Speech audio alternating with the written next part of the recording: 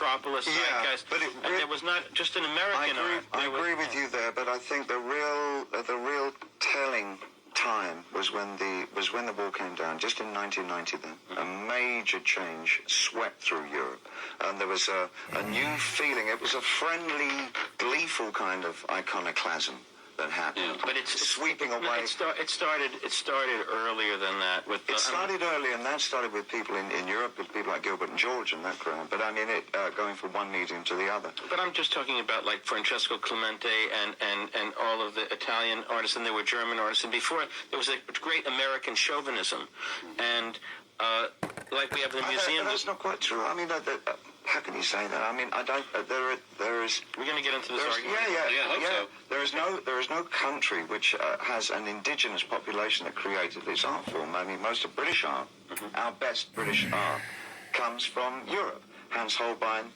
Van Dyck, to start with, and going history through there, even to right now people like Lucian Freud and Kossoff, Frank Auerbach from that school.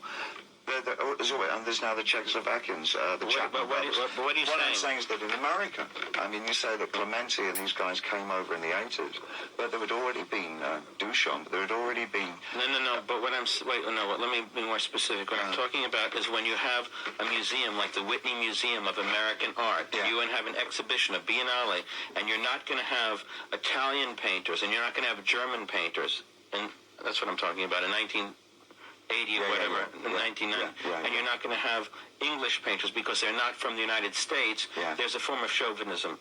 And what I'm saying is that these people, and of course, I mean, Bill de Kooning came from Holland, and Europeans have always come over here and got rid of their baggage and been great Americans. But I'm talking about the even further breaking down, the splintering of the parameters between the art forms themselves.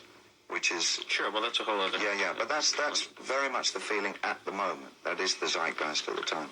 But what we're talking about, if we're talking about also the 80s, or when this thing was going on, I mean, I think that Jean-Michel, in his early 20s, achieved a place in the international art world where there was definitely a voice.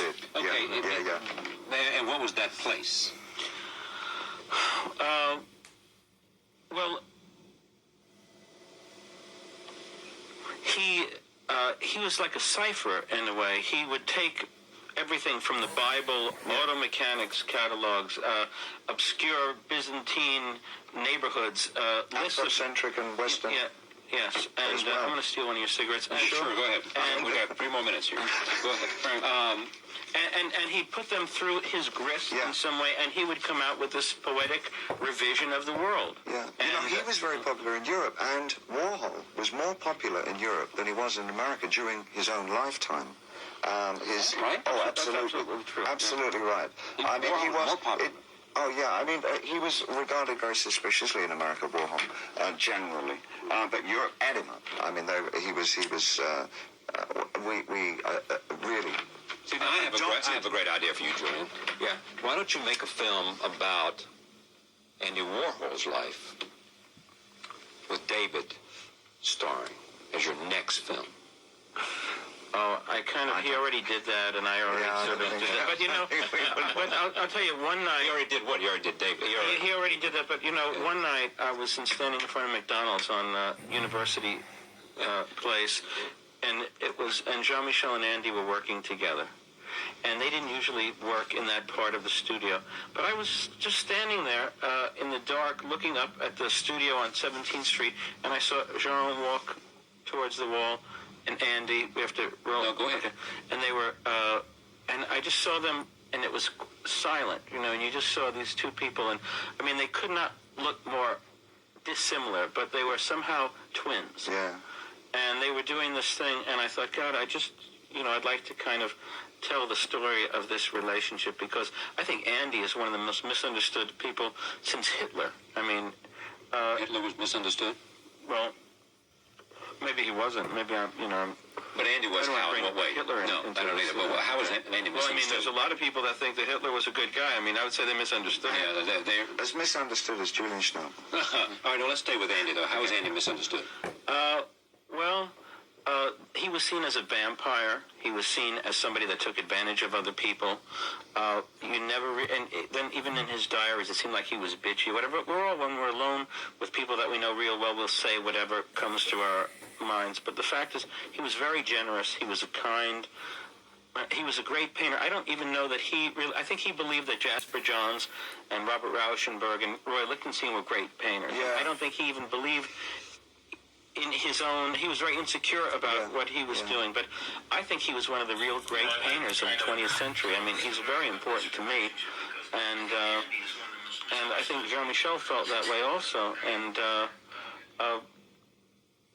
when Lou Reed said to me, you know, that you really showed him the way he was, and that made me feel like finally this person was represented in a way that was accurate, that meant more to me than any criticism that I could receive for the film or any good review or whatever. It was something that I wanted to make a requiem for Andy. When Jean-Michel was sitting there looking at that television set, which you'll see in the film whenever you see it, I blended images that Jonas Mekas had taken of Andy with David, and there was this...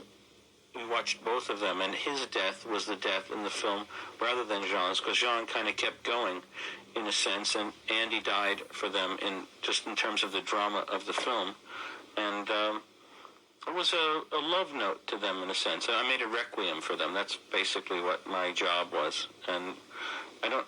When you ask me about making another movie or whatever, I would have to care as much about the subject matter, and I don't want to be employed. I would like to do something in a way where it's uncompromised, and I think that I had final cut over this film, and there are no compromises in this film. But I was only able to do it with people like David and Chris and Dennis and Gary and Jeffrey Wright, and people who really gave me their soul and their heart and their energy. And without this kind of cooperation, this was sort of an impossible task. There was Chris Walken is outstanding in this movie. He's great. He's absolutely he just eats it up. There's one scene that I die. I mean, he's just so wonderful. He's so Chris Walken wrote a beautiful play that was called Him. I saw it twice. Is that a Presley thing? I told my daughters that they had to come see it with me because it was like watching Marlon Brando perform open-heart surgery on himself.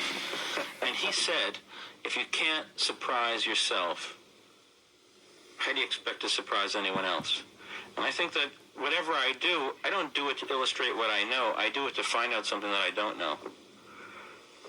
That's very true. When you work in a creative area, if you're working in a comfortable area, you know nothing much is going to be produced. It's only when you start to move just slightly out of your depth and you feel you're a little bit lost, that's when you're going to get something exciting going. It'll either be a dismal failure or it'll be spectacularly what you really want to do.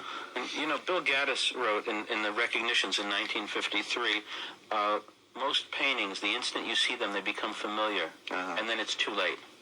So people want to be comfortable. They get nervous when they're uncomfortable, but I think if artists are comfortable and they don't come out to know something that they don't know anything about, you never get anything new. I agree. I agree there. Well, we agree about a lot of things. It's just this, you know, Thank you both. Thank you for having us here. Good to have you. Thank you for joining us. See you next time. Jean-Michel Basquiat, the handsome, charismatic art world sensation, died at age 27. It would seem to be the ideal movie subject.